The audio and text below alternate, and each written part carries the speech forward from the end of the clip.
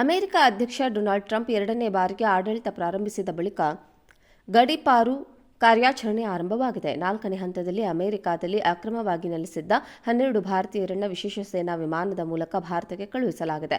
ಈ ವಿಮಾನ ದೆಹಲಿಗೆ ಬಂದಿದೆ. ಇದುವರೆಗೂ 300ಕ್ಕೂ ಅಧಿಕ ವಲಸಿಗರನ್ನ ಅಮೆರಿಕದಿಂದ ವಿವಿಧ ದೇಶಗಳಿಗೆ ವಾಪಸ್ ಕಳುಹಿಸಲಾಗಿದೆ.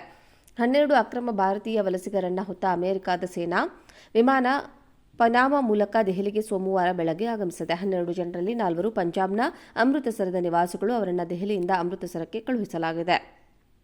ಇದುವರೆಗೂ ಅಮೆರಿಕದಿಂದ ಅಕ್ರಮ ಭಾರತೀಯ ವಲಸಿಗರನ್ನ ಹೊತ್ತ ವಿಮಾನ ಶ್ರೀ ಗುರು ರಾಮದಾಸ್ ಅಂತಾರಾಷ್ಟ್ರೀಯ ವಿಮಾನ ನಿಲ್ದಾಣ ಅಮೃತಸರಕ್ಕೆ ಆಗಮಿಸ್ತಾ ಇತ್ತು. ಇದಕ್ಕೆ ಪಂಜಾಬ್ ಮುಖ್ಯಮಂತ್ರಿ ಭಗವಂತ್ ಮಾನ್ ಆಕ್ಷೇಪ ಎತ್ತಿದ್ರು. ಆದ್ದರಿಂದ 4ನೇ ಬ್ಯಾಚ್ನ ವಿಮಾನ ದೆಹಲಿಯಲ್ಲಿ ಲ್ಯಾಂಡ್ ಆಗಿದೆ.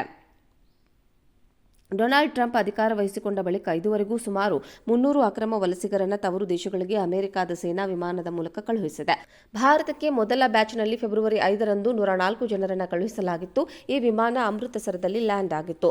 ಅಮೆರಿಕ ಅಕ್ರಮ ಭಾರತೀಯರ ವಲಸಿಗರನ್ನ ವಾಪಸ್ ಕಳಿಸುವ ಕಾರ್ಯಾಚರಣೆ ಕುರಿತು ಆಕ್ಷೇಪಗಳು ವ್ಯಕ್ತವಾಗಿದ್ವು. ವಿಮಾನದಲ್ಲಿ ಕರೆತರುವ ಭಾರತೀಯರು ಕಣ್ಣುಗಳಿಗೆ ಬಟ್ಟೆ ಕಟ್ಟಲಾಗುತ್ತದೆ, ಕೈಕಾಲುಗಳಿಗೆ ಕೋಳ ಹಾಕಲಾಗುತ್ತಿದೆ ಎಂಬ ಆರೋಪ ಕೇಳಿಬಂದಿತ್ತು. ಈ ಕುರಿತು ಪ್ರತಿಪಕ್ಷ ಕಾಂಗ್ರೆಸ್ ಪ್ರಧಾನಿ ನರೇಂದ್ರ ಮೋದಿ ವಿದೇಶಾಂಗ ಇಲಾಖೆ ವಿರುದ್ಧ ಟೀಕೆಗಳನ್ನು ಮಾಡಿತ್ತು.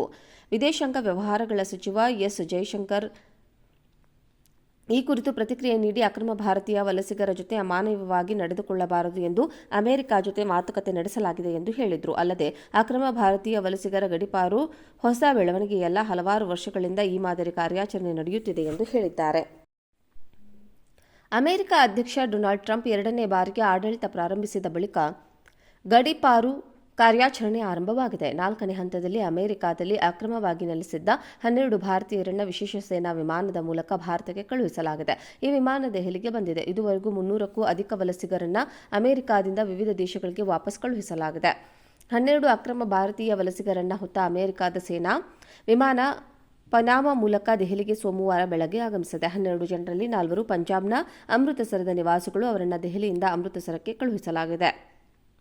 ಇದುವರೆಗೂ ಅಮೆರಿಕದಿಂದ ಅಕ್ರಮ ಭಾರತೀಯ ವಲಸಿಗರನ್ನ ಹೊತ್ತ ವಿಮಾನ ಶ್ರೀ ಗುರು ರಾಮದಾಸ್ ಅಂತಾರಾಷ್ಟ್ರೀಯ ವಿಮಾನ ನಿಲ್ದಾಣ ಅಮೃತಸರಕ್ಕೆ ಆಗಮಿಸ್ತಾ ಇತ್ತು. ಇದಕ್ಕೆ ಪಂಜಾಬ್ ಮುಖ್ಯಮಂತ್ರಿ ಭಗವಂತ್ ಮಾನ್ ಆಕ್ಷೇಪ ಎತ್ತಿದ್ರು. ಆದ್ದರಿಂದ 4ನೇ ಬ್ಯಾಚ್ನ ವಿಮಾನ ದೆಹಲಿಯಲ್ಲಿ ಲ್ಯಾಂಡ್ ಆಗಿದೆ.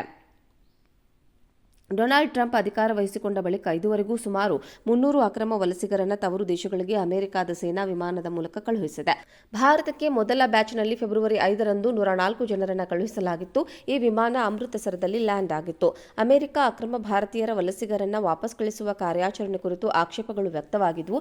ವಿಮಾನದಲ್ಲಿ ಕರೆತರುವ ಭಾರತೀಯರು ಕಣ್ಣುಗಳಿಗೆ ಬಟ್ಟೆ ಕಟ್ಟಲಾಗುತ್ತದೆ, ಕೈಕಾಲುಗಳಿಗೆ ಕೋಳ ಹಾಕಲಾಗುತ್ತಿದೆ ಎಂಬ ಆರೋಪ ಕೇಳಿಬಂದಿತ್ತು.